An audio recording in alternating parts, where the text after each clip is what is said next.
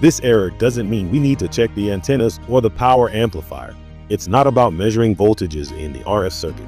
MIPI error means we only need to focus on the RFIC, the CPU, and their data connection.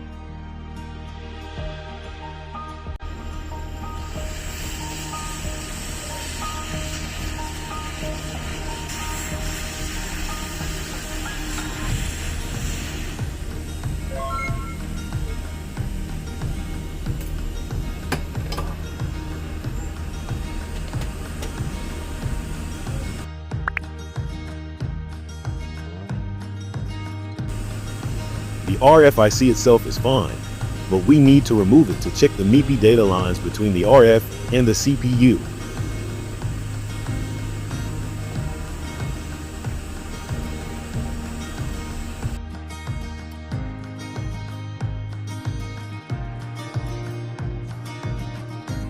Unfortunately, I missed the test video. I'm sorry! But in this part, after removing the RF, measure the connected pins between the CPU and RF with a multimeter in diode check mode according to the schematic. In this phone, two of the data lines between the CPU and the RFIC show no reading.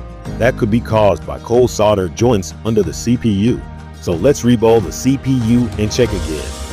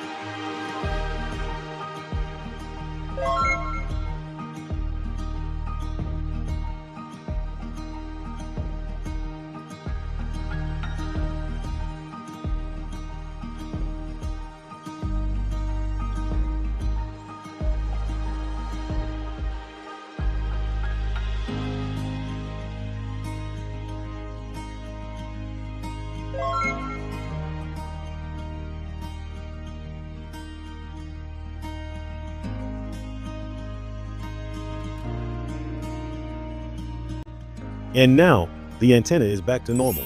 No more circle. Full signal again.